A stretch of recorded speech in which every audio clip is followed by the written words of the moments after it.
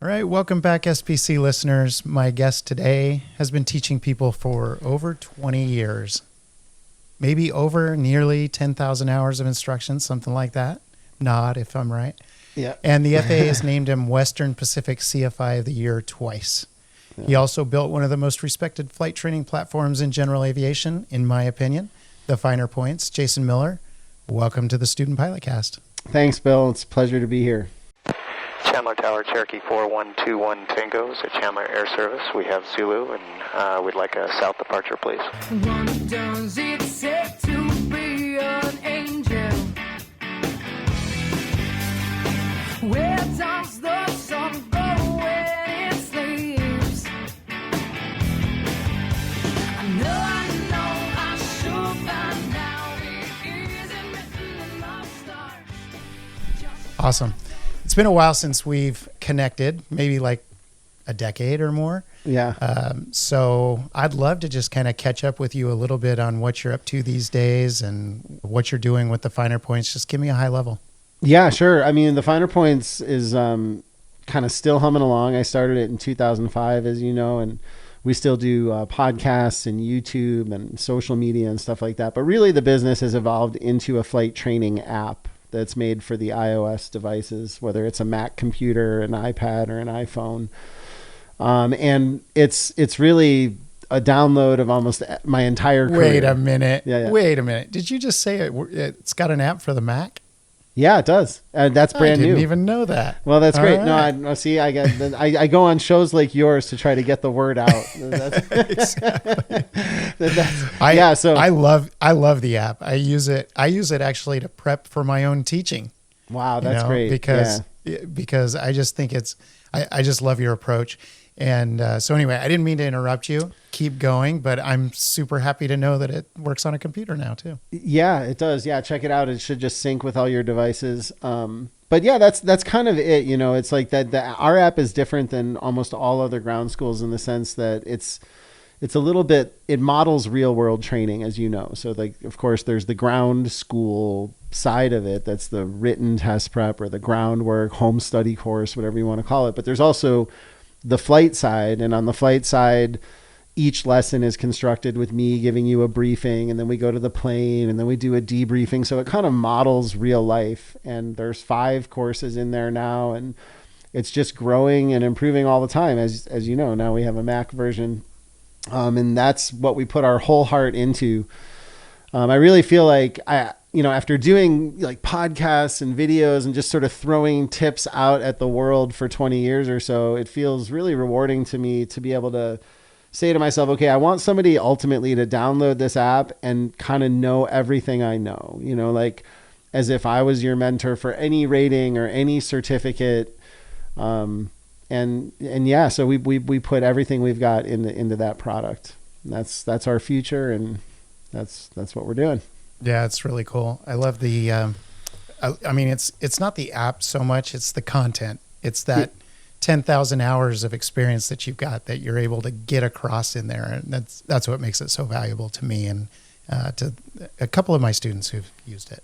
Well, that's great. Thank you. It's great to hear that because, like I just said, that's my goal, is to have the users of the app feel as though they leveraged my experience, As you know, there's not a lot of instructors that really teach full time for very long. Yeah. Most instructors are passing through, which is okay, but I'm not one of those guys, and so I want to create a product that sort of reflects what the world looks like if you stay in it for 20 years. Yeah, I love that. I mean, most of my colleagues that I teach around and with are kids. They're literally the ages or younger than my kids. Yeah. Which is pretty nuts. I mean, they're great instructors. I love working with them, and they keep me young, keep me, keep me inspired. But they certainly don't have your type of experience. And so, yeah, I really love that. And that's what this podcast is really about. That's what I'm all about, is that lifelong learning, always a student kind of mentality. Mm-hmm. And I love the teaching. So before I get going further with that, I've got a question for you. You still Sure. making music? Do you bring your guitar on your airplane camp trips? I do. I always feel like it's a bit egregious. I've got everyone captive. They're there and they can't leave. They've already had a beer or something, so they can't fly away. And that's when I pull out the guitar. No, Nice. yeah, I do. It's a lot of fun, and I still play. It's funny where that happens, but I just played at my daughter's school 2 days ago. So like that kind of thing happens a lot, where I'll go to the kids' school and play music. Or That's one of the things I remember. I'm pretty sure it was my first Oshkosh in 2008. It's one of the things I remember is us sitting around in Camp Scholler and you playing the guitar. Yeah, well, that still happens. I'll be in Camp Scholler this summer if you're around. Perfect. Yeah, I'm probably. I think I'm going to be for the third time now. I think I'll be camping with my airplane. So, Oh wow, cool. Yeah. That's fun. The North Fork is fun too. If I decide to make the trip, but I'll come over to listen to your music for sure in Camp Scholler. Yeah. Oh boy, pressure. All right. So, just to kind of kick things off here, give you a little background. I've been a full-time CFI now for about 18 months, and I'm watching students show up at the flight school with wildly different levels of preparation. Mm-hmm. Some are excellent, some are basically none. Like, what's this all about? Yeah. And you've been watching this type of thing longer than almost anybody I know. Yeah. And so I just want to get a kind of an idea from inside your head. What's your read on the state of flight training right now, 2026? We're in recovery.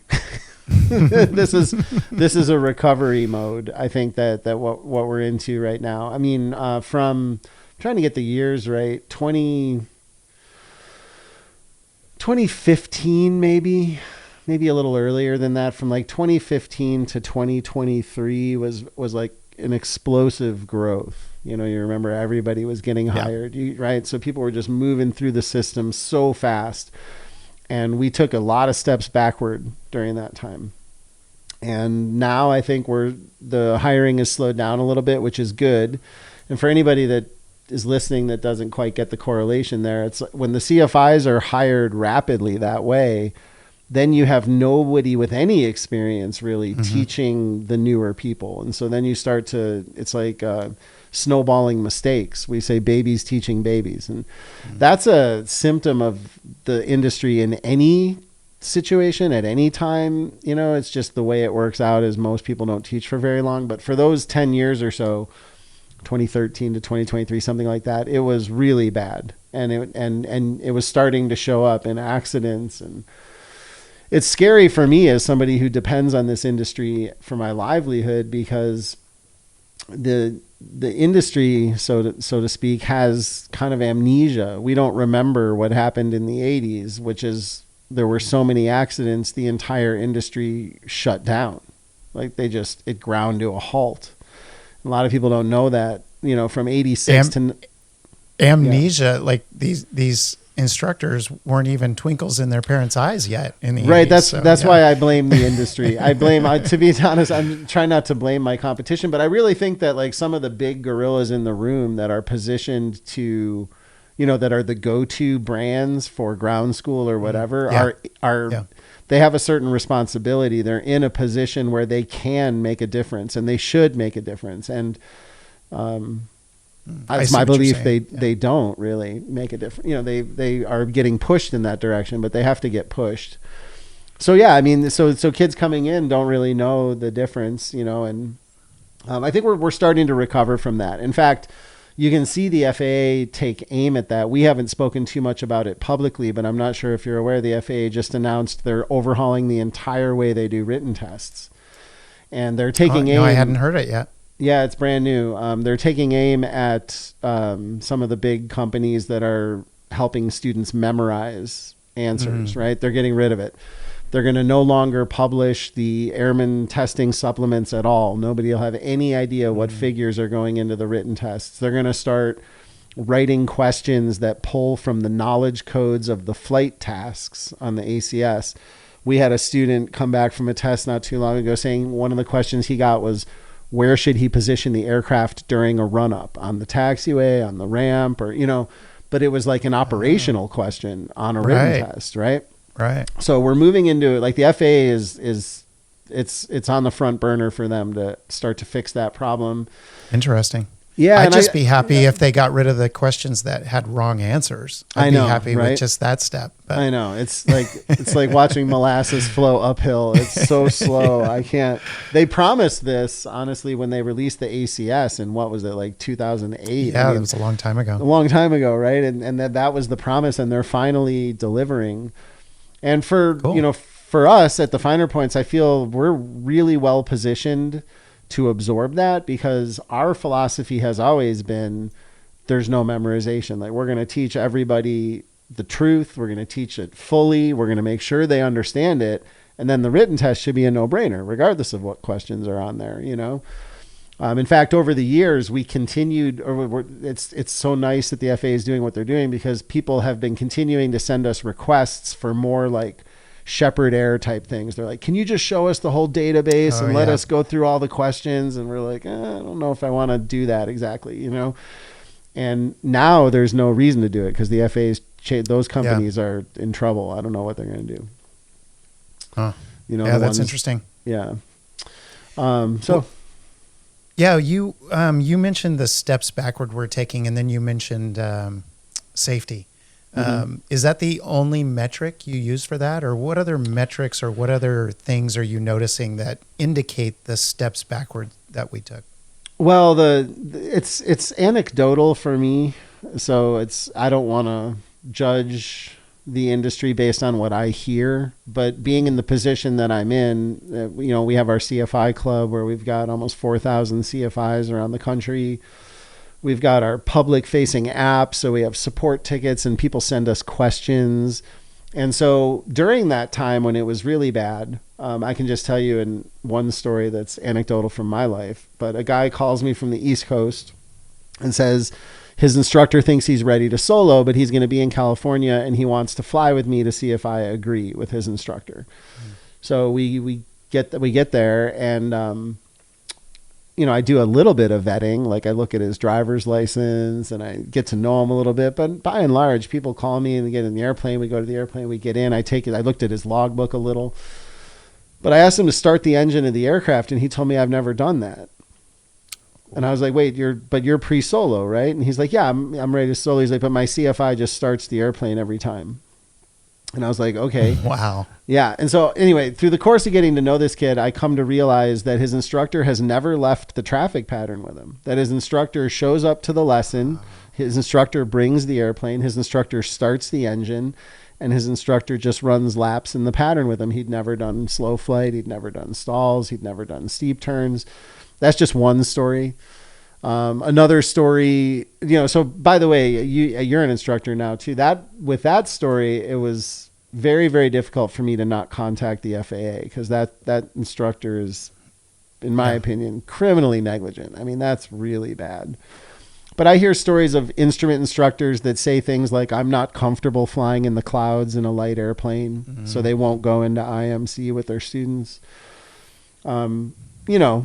These kinds of things. Like, I just have a sense that the pilots that we're producing are just, it's not at as high a level as it might have been. Now, if you look back, I always joke that I got started during the drought, right? Because we just discussed. When did you learn to fly? 97. So the year that I started was the year Cessna started making planes again. So all right. From 86 to 97, the whole industry was shut down because of liability and lawsuits and safety. And so it was a drought. We had about 1 million pilots in 86 down to 200,000 in 97. We lost 700,000 active pilots during the shutdown. When I started flying in 1997, it was I called the beginning of the new era, really. I mean, it was for the 8 years prior to that, nobody was making airplanes. We lost 700,000 pilots just to quitting and going into other things. So I call it the drought, is when I entered the industry. And at that time, nobody was hiring instructors. So when you went into a flight school, like when I went into a flight school for my first job, there was like this whole cadre of senior guys. I mean, they were grizzled, right? Yeah, grizzled, gray beards. They've been teaching for decades. They're probably like me today.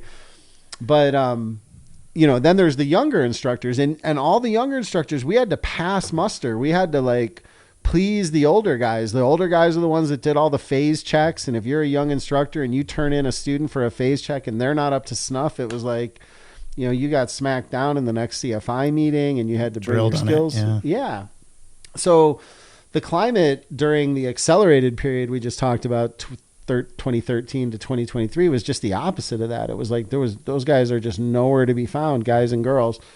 And there's just a bunch of new people looking for guidance. And it's one of the reasons we actually, really focused on building the ground school product, was to fill that void and to give, because at the end of the day, it doesn't matter if you're a new instructor per se, right? It's not how much, experience helps, sure.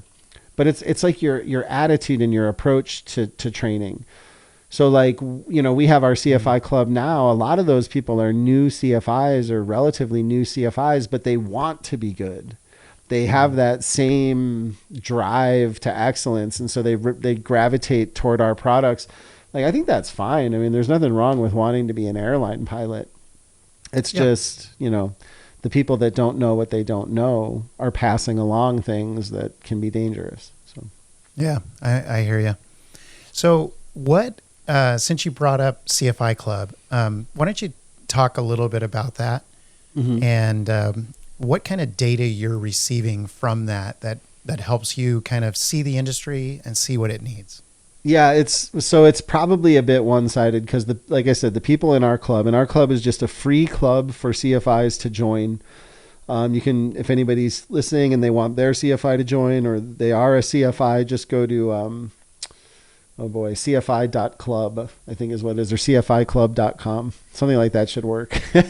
Anyway, I'll find it and put it in the show notes. There you go. Leave that to me to mess up the URL. But it's a free club. And one of the things that I always resented about CFI club meetings in the real world is that it was just a lot of like administrative stuff. It used to drive me crazy. We get all these great instructors in one room and everybody is like, and I've worked at almost every flying club in the Bay Area. So in some cases, it's a lot of people. It's like 70 people in a room at West Valley Flying Club or at Advantage Aviation. You've got dozens of CFIs in the room. And instead of talking about, tradecraft and how to work through student problems, they would say things like, now I need everybody to make sure they put the binder in the red box at the end of the flight. If I see a binder in a blue box, and it was like, what are we doing here? You got all these great instructors and we're just getting all this administrative stuff. So first and foremost, our CFI Club is meant to be kind of a mentorship, and we have a meeting on the third Thursday of every month, and all the meeting archives are available on the dashboard for CFIs to view. But I want it to be a place where they can level up their game. And a lot of the instructors in the group are experienced, like myself. Some are brand new, but it's always good for everybody to talk about changes in the regulations, or like I mentioned, changes in the written testing, or what to do if your student just can't figure out what height to flare at. Maybe somebody else has some ideas, maybe I do. So we really get into the skill and the art of flight instruction. And there's actually even 48 videos there that I call the CFI Handbook that are just free for instructors. That's really my brain dump for each lesson in our syllabus. Why are we doing the lesson? What's the objective of the lesson? What are some things you're probably going to see people do, and how do you fix it? Stuff like that. So at this point, we've got a detailed syllabus in the app and on the dashboard. We've got those CFI Handbook videos. We've got monthly meetings for the instructors. So it's a way to just help instructors, really. I've been a career instructor my whole life, and if we can, not my whole life, my whole adult life, really, my whole my whole career life. Yeah. And if I can help people succeed during the time that they are flight instructors, and if they can find success using our products, that's what the club is for. Awesome. Yeah, I find it an incredibly useful resource. Oh, good. So, I'm so happy to hear that. I, for one, appreciate it. Yeah. Good. Thanks. Being an older guy, but a newer instructor, it's really helpful for me to, like you said, hone my craft and get as good as I can get, right? Yeah. With the experience level I have. So, Yeah, it's awesome. So that leads me to the question, Jason, what made you decide to go against what most of your peers were doing and become a career instructor? Why education? Why did you go that route? Yeah, it's funny. I think it was looking backwards on my life, it was a series of interesting coincidences. But a powerful moment for me was, my music was my first career, right? So I was touring in a band. We were doing quite well. We had, pretty big shows, bringing in 1,200 people, 1,500 people to these theaters in Chicago. And yeah, it was great. Yeah. And we were booked for like a year when we decided to call it quits. So for that year, I knew that I was going into aviation. I mean, all I read in the tour van was aviation books. I'd mail order books. I read Flying Magazine. That's like all I thought about. I don't know if you know, like Bruce Dickinson from Iron Maiden, how he flies the 757, right? So he was like my hero. I'm like, I'm going to fly the van someday. But ultimately that didn't work out, and I went immediately into aviation, and I got a job at an FBO in a charter company in Chicago. By sheer coincidence, all of the pilots who worked at the charter company, well, most of them were Eastern Airline pilots that were furloughed in their 50s. So this is probably older than most of your audience remembers, but Eastern Airlines used to be like United Airlines. I mean, it was a staple. It was a thing. It was never going away. And all these guys gave their whole life to it. And then Eastern folded. So literally every pilot I met at my job at Priester was just jaded and angry and telling me, oh, you can't be a pilot. You're going to need a fallback. Don't risk your life on becoming a pilot. Like, they were just angry. So like my first awareness of airline flying was that you have to get, at that time, you had to get a 4-year college degree. Then you have to go do about $70,000 to $100,000 of technical training, right? Then you have to slave away. At the time, you had to work at jobs where you're making $19,000 a year. This has all changed, but for 15 years sometimes. For 15 years, right? Yeah. And then all of that to end up at a company where if they fold, I go to the back of the line when I'm 60. I mean, the risk analysis was just like, how are you guys tolerating the risk of that endeavor? I mean, especially because your flying skills atrophy to some extent. If you're an airline pilot and you're not flying in the general aviation world, sometimes you don't ever fly in the general aviation world again. I mean, right. Flying a light plane is very, very different. And so all of that so that was one big, I think, kind of seminal moment for me, was understanding that is what the reality is. It took me a while to even believe it. I couldn't believe it that your seniority number is tied to the company, not to your years of experience, but to the company. Or even how good you are at your job. There's no way to set yourself apart other than I got hired earlier than you. Exactly. Kind of crazy, right? It's kind of crazy, yeah. And then, other things over time, like I'm a real homebody. I'm a family guy. Like, I get up early, so I'll get up at 4:30, but come like 5:00, I mostly just want to be with my wife and kids. Not in a hotel room or not in a hotel room. Yeah. And so like, even just the heaviness of like when my kids were young, like having a baby at home, there were some trips, and I would look at these, but thinking, do I want to do this? But some trips would have me fly somewhere else. Let's say Dallas. Then I have to go to Seattle. Then I have to come back to San Francisco, where I'm a mile away from my wife and kids, and then depart again at like midnight to go stay in some hotel in Bakersfield by myself. I mean, I don't know. It just wasn't a life for me, honestly. Plus, I'm pretty entrepreneurial and very like creativity is important to me. So I think. Oh, I hadn't noticed. I'm just kidding. I think just, controlling my own fate and, being able to do some music and edit and learn video and all of that was a part of how I ended up at the Finer Points. But the reality is I love teaching. I mean, that's just the thing is, and moving to California from Chicago, I realized with the weather the way it is here, people can teach for real, like as a job. It's a thing people do. My mentor, Richard, was 52 when I met him, and he was just a professional flight instructor. That's what he did. So that's a role model there to kind of pattern, your future career off of. Yeah, 100%. And and I lived in an area at that time, where everybody just had money and time and flexible schedules and just almost instantly there were more students than I could handle that would pay pretty much whatever I would charge, you know. Interesting. Yeah. Yeah. Okay. So if you don't mind, I'm going to go back to CFI Club real quick. Sure. And maybe not just CFI Club, but the rest of your experience, and see if you can talk about, you've already mentioned some of these, but where do you see the big struggles for CFIs in today's world, especially those who are in CFI Club and are really trying to be better? Yeah. So that's what I was going to say earlier, is that I think that my opinion of this is tainted a little bit by the CFI Club, because I think that people that gravitate, like yourself, people that gravitate to it, that find it a great resource, that use the tools that we provide and the products that we provide, you're already like not the group that needs help. You know what I mean? It's like when you go to doesn't feel like it. I need a lot of help. Do you? Well, even your awareness of that tells me something about how good of an instructor you are. Yeah, because I think caring is the big thing. You know, like there are just so many instructors that either don't care or don't know that there's a difference. You know, when I coach CFIs, or even when I talk to my team about the products that we're building, I find myself a lot of times saying, look, pilots aren't morons, right?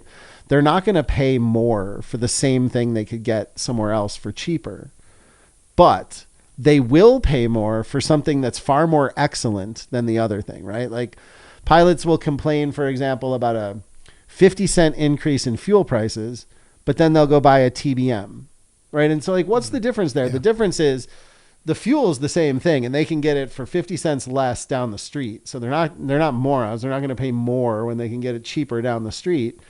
But yet, if they see something that's glorious, like a TBM, then they understand it's worth more. And I think that's important to remember as a flight instructor, is that if you can show up and deliver a product that's better than the product a lot of your colleagues are delivering, then it's a healthier ecosystem for everybody. Your student gets better training. Your student will be more engaged with you as a student. Your student will allow you to charge more and not care so much about it because they understand they're getting the TBM and not the 50% or 50 cent increase in fuel.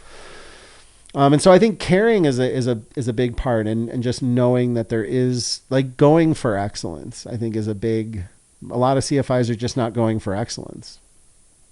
They're not even trying for it. So it's really the desire is the biggest thing. I think the desires is a very big thing. And then, you know, a CFI is only as good as what they've been taught, right? Like a journalist is only as good as his sources, right? Yeah. Like a CFI is only gonna, you know, so a lot of it depends. Like shades of gray would be like, how much did the CFI really invest in themselves? Like, did they come up through a Part 141 program like ATP and then find themselves now backpedaling, trying to fill holes and get good all of a sudden? Or are they fortunate, like I was, to have met a mentor who just kind of took me under his wing and brought me all the way through the ratings and certificates? So a lot of that stuff matters. I think I might have lost track of the original question. That's okay, but I think what you're doing with CFI Club, with Finer Points, with the app, all of that information is sort of like using technology to expand your impact and be that mentor to so many others. 100%. Right? Does that feel like part of your mission then? On the nose. Yeah, that's exactly it. Yeah. Right. And so I feel very, I feel very fortunate too, because if you look at a lot of the other organizations that are trying to do this, they have to support themselves, right? So you have to pay. If you're a CFI and you want to be a part of NAFI, for example, you have to pay $90 a year or whatever it is. But for us, it's a little bit more like software on an iPhone. Like we make our money on the app that you're using with your students. I don't want to take the CFI's money. In fact, I want to do the opposite. I want to help the CFIs figure out how to make more money so that they can be better CFIs for longer in a more sustainable way, and ultimately influence their whole community and hopefully the industry. You know? Yeah, there is no substitute for experience. So if you can make the tenure of an instructor in general longer, that extra experience is going to necessarily create better instruction. Yeah. Right. Yeah, I mean, it gets to, there is a parabola there, but yeah. I mean, you know, you'll have guys that have gone on autopilot many decades ago.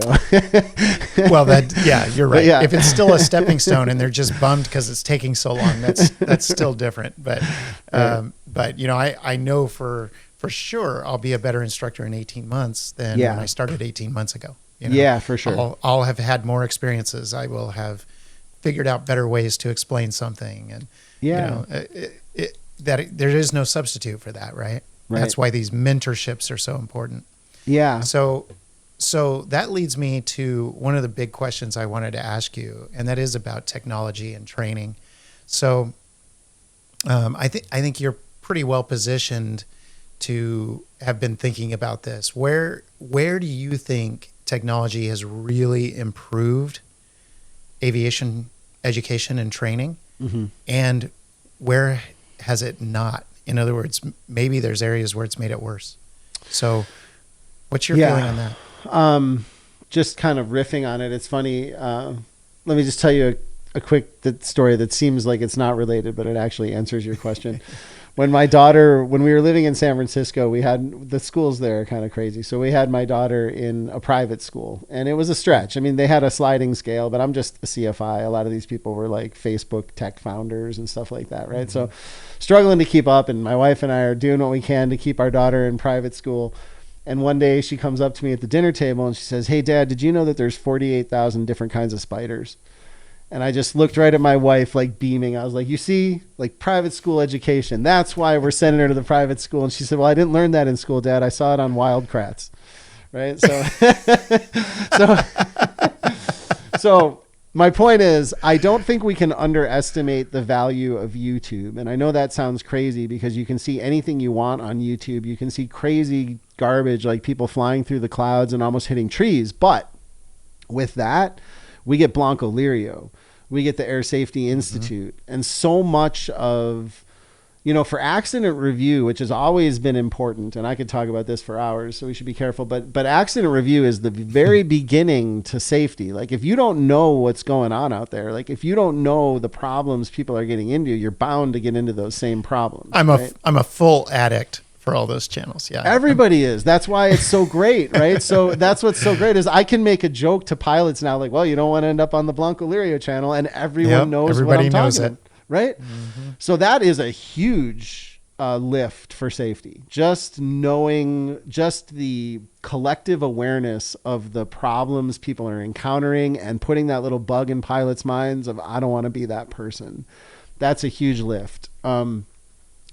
Other technologies, like let's say EFBs, and I won't pick on any particular EFB, I think they started out and continue to make, I would say, a net positive impact on safety, but we're getting into an area where they're, like, in my opinion, they're going off the rails a little bit. And it's kind of, this is super interesting. This is a whole nother episode on its own. I know. As I say, I just looked at the clock. We have to be careful. But I'll tell you something funny. I've been advocating, like, I don't know if your listeners know or if you know that there's an organization called GAMA, the General Aviation Manufacturers Association. And it's like Piper, Cessna, Beechcraft, like all the big aviation manufacturers.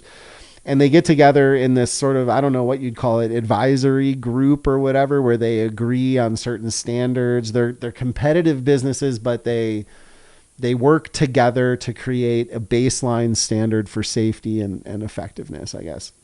And so I've been talking to ForeFlight and Garmin and on webinars and like everywhere I can saying, you guys need to do this. And it was Garmin that told me they actually do it, but they only do it for commercial aviation. So this is an interesting truth. I don't know much about it, so I hope I'm not speaking out of turn. I just know that it exists, and that in the commercial world, representatives from Garmin and ForeFlight and other EFB manufacturers, Jeppesen, whoever else is providing databases, they do get together in a friendly, cooperative way to make sure that the standards of the features they're releasing aren't detrimental to pilots or whatever else. And we need the same thing in GA. Because just recently, you know, I'd say just recently, in the last 4 or 5 years, I've noticed my students just do just bizarre behavior. You know, I'll say like just basic things, just quizzing them. Like we're inbound to an airport. I'll say, okay, so what's the ATIS for our destination? and I'll just see them go onto their thing and they tap and then they tap and they slide and they tap. And I'm thinking, man, that was information that you just glanced at a minute ago. Yeah. So on the paper chart. On the paper chart, you just glanced at it. It's 1, 2, 4, 6, 5. That's it. I don't have to tap anything. Like, what have we done? You know, what are we doing here? You know? Yeah. And so I think the EFB is a big challenge going forward. And it's going to be a hard one for situational awareness. Like you said, overall, there's amazing. I mean, you and I both started flying.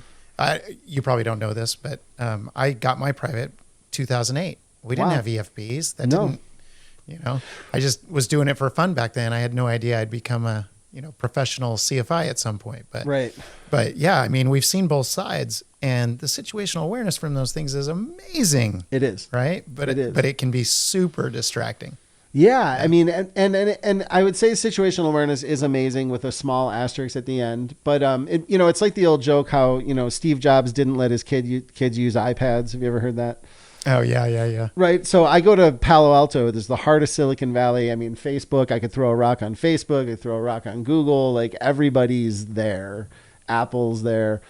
And in Palo Alto, the largest flight school does not use iPads for training. Period. They use paper still to this day. Mm-hmm. And so the reason I put the asterisk, that can't be true for instrument, right? Not true for instrument, no.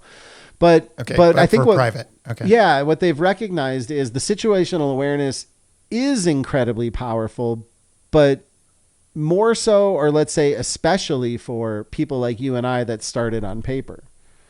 Right. Mm-hmm. Because there is this other thing that happens, like where I think they've stopped doing it, but Cirrus back in like 2010 or something like that had a marketing thing going on in their booth at Oshkosh that sounded like something like, you can now plan your flight on your phone. And they show a car pulling up to a phone and like, send it to your FMS and off you go. And I was like, whoa. Wait a minute. You just said this guy's like planning a flight on his phone in the car, gets to the plane, throws it into the FMS, and off they go. Like, that kind of stuff is a little spooky, you know? And so as much as it does bring amazing situational awareness, and I do not want anybody to hear this as I don't use an EFB. I do, and I recommend that people should. But the challenge I like to create with my students is, okay, let's plan a couple flights on paper, as horrible as that is. You know, we're going to take 3 hours and, you know, we're going to sit here and pore over everything for 3 hours. And we're going to plan it. And then we're going to plan it on 4-flight. Which one do you feel like you know more about? Which one of those two experiences taught you something? Leaves you feeling more prepared to execute that flight.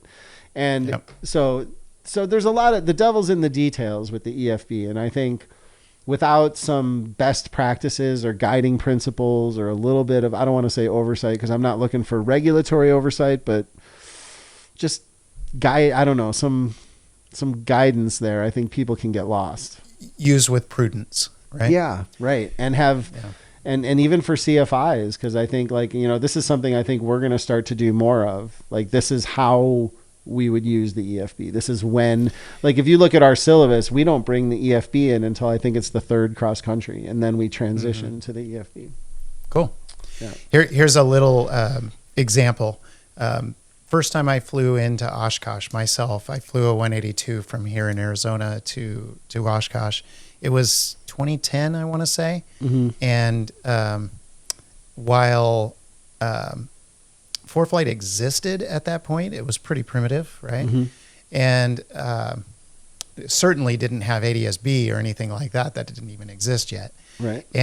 And so we used our eyeballs, and we, you know, watched for traffic. I was with a non-pilot friend, and did that thing. I haven't flown into Oshkosh in over a decade. I'm probably going to do it this year. Nice. I'm like, I don't want to see the traffic. I might turn the traffic off, because I look at it when I'm on the ground and I go, that makes me sweat. Yeah. Like, I don't want to see hundreds of airplanes around me. I want to see what I can see in the haze that is a problem to me. Yeah. Right. Yeah. No, that's a really wise idea. That, you know, it's like when ATC says you have traffic at 2:00, 6 miles moving away from you. It's like, and your head looks down instead. Yeah. of It's like, that's bad. Right. But it's like, why did you tell me that? That's in my brain now. Right.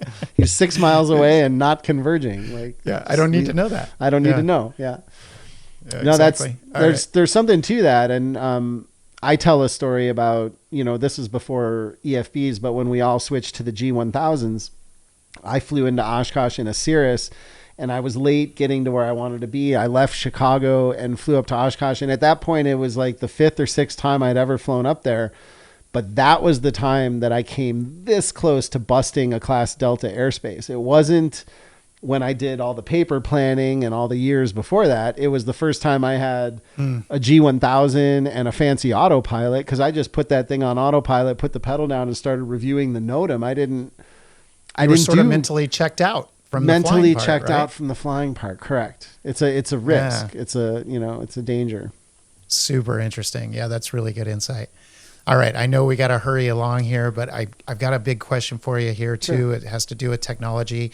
And it really has to do with, something that's really new for humanity right now. And that's, AI, or large, language models. So you've built this like really principled and structured way of training. You've articulated it in the Finer Points app. You're sharing it with people. You're letting people learn from your experience. Mm-hmm. You've got all of this stuff in there. And then meanwhile, anybody can ask, ChatGPT or Claude anything they want, and they will get something that sounds like an answer. Mm-hmm. So what's your take on AI in the training process? Is it just like the EFBs and the other technologies we have to be careful? Do you see it as a huge boon, or are you mostly worried about where it may take aviation education? Well, I don't worry too much about it because it's not my nature.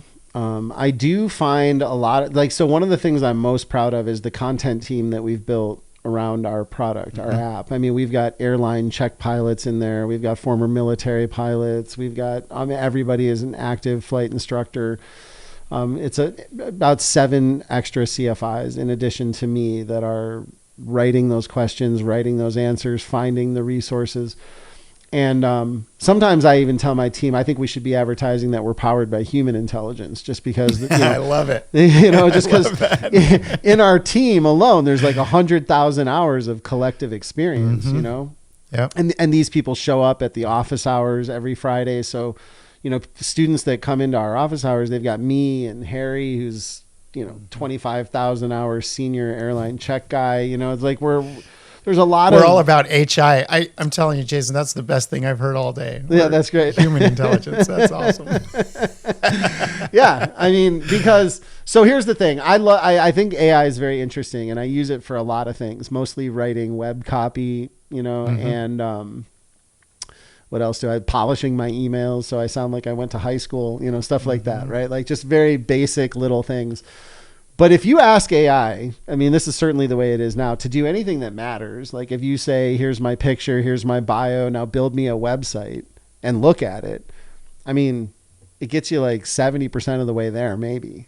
It's not done. It's not good.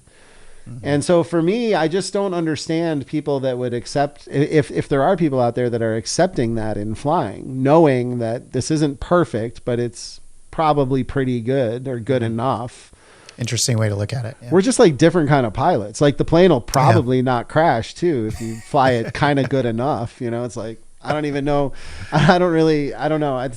It's not me. So it may come to a place where AI is phenomenal and can replicate what a regular instructor or somebody like me does, but I don't see that day too close. I really don't. I think it's going to be a minute. I think AI is really impressive and flashy for certain things. I think probably the best use of it that I've seen from anybody is there was a young company that was using AI to analyze audio tracks, so that if you just recorded your flight, when you come back, it would flag the learning moments. It would scan the audio and say, hey, at minute 763 is when he showed you how to use the auto squelch. Do you want to play that moment? Something like that. Oh, yeah. Where it's almost indexing your flights a little bit so you can go back and reinforce, which is something I love about your Finer Points, by the way, is timing out of knowledge. And I don't remember what you call it, but it Knowledge reminds recall. you, hey, you haven't, yes, recall. Yeah. I couldn't remember. I need to do knowledge recall. More recall.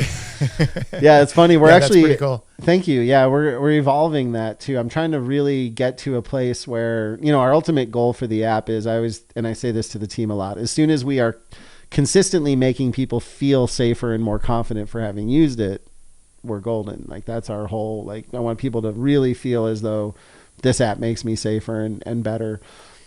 So different ways to do that. Knowledge recall is one of them.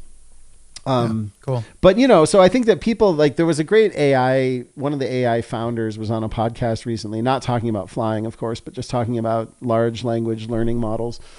And he said something like, people have it wrong. People think that AI is going to take your job, but that's not exactly true. Your neighbor who knows how to use AI is going to take your job. So it's like this marriage. So sometimes when I see a young company doing something like that, where it's like, okay, I'm going to harness this and I'm going to deploy it in a very specific way that I think will help pilots. That's great. But people out there that think Chat DPE or something is going to get them through an oral, I think are in for a rude awakening. Yep. All right, cool. All right, well, let's start to wrap it up here, but I got to ask you about your adventure training. Sure. I think it's super cool, and I want to give you a chance to kind of talk about that and how that compares and contrasts with this technological learning where you're going out, getting your hands dirty, kind of learning how to fly in different environments. Can you talk a little bit about that and why you do it? Yeah, of course. I think first of all, I do it because it's just a labor of love. I just think it's so darn cool, really. Because it's fun, right? It's fun, yeah. And when I was designing those courses, I was doing it with Howard Donner, who is, his roots are as a river guide, and he's a medical doctor who his expertise is wilderness medicine, which is a really unusual corner of the medical industry. So other doctors, surgeons, or whomever else can take continuing medical education credits with somebody like Howard, and they can go camp on a river system for a week and learn how to make, splints out of stilts or tie tourniquets or whatever the continuing medical education is. And that's his world. And I've always had a huge passion for survival and just understanding, I think we're all this way, pilots. We're cautious adventurers, we want the adventure, but the risk mitigation of the adventure is almost as much fun as the adventure itself. We're not like base jumpers. We're not like adrenaline junkies exactly, or most of us aren't. Instead, we're trying to take on this challenge and manage all the possible risks and execute it safely with precision at the right time. It's a slightly different kind of adventuring. But our ultimate goal is to return, right? That's the whole thing, is a successful flight is one you go home to your family after. That's the way we measure that. And that's why we measure things in hours. How many times have you done this safely and come home? Okay, you've done it a lot of times. You must be good. And so contingency planning, risk management is what those trips are all about, is going into, we do sometimes as many as 4 trips a year. This year we're doing 2, just the mountains and the canyons. But we'll go out into the environment. The mountain training is high density altitudes and mountain passes. But half the time we're on the ground, everybody gets a survival vest, and we go through all the gear in the vest, and we talk through how to think about contingency planning, how to think about having to land the airplane if your engine quits, what you're going to do for the next 24 hours while you're stuck in the wilderness. How will you survive injuries? How will you get found? And it's funny, we used to call it adventure training, but one year a kid came with his dad. He was about a 6-year-old kid, and he looked around. He saw us all doing our signal mirrors, and he saw the food cooking and the planes camped out. And he said, "Oh, I get it." He said, "This is airplane camp for adults." And I was like, "That's it, kid. Airplane camp for adults." So ever since then, we've called it airplane camp. But yeah, that's what we do. Yeah. Very cool. All right. Well, is there anything I should have asked you about that I didn't? No, but it's been a lot of fun talking to you, Bill, and thanks for having me. If you want to do this again, just let me know. If you think of anything else that we didn't cover, I'm always happy to join you again. Awesome. It'll be fun. We got to dive into that EFB thing. I can't wait. Yeah, that could be a whole, that's the whole topic of that show. Exactly. Yeah. All right. So where's the best place to find you then? See if you can remember some URLs here. Yeah, sure. Well, just the main website is learnthefinerpoints.com. And then on YouTube, in the App Store, we're The Finer Points, or in the App Store, Ground School. But I think if you just come to our main website, learnthefinerpoints.com, that's a good way to go. Awesome. Jason, this has been super fun. Appreciate you taking the time, and I hope we'll connect soon. Yeah, my pleasure. Thanks for having me, and I'd love that. Thanks again. Awesome.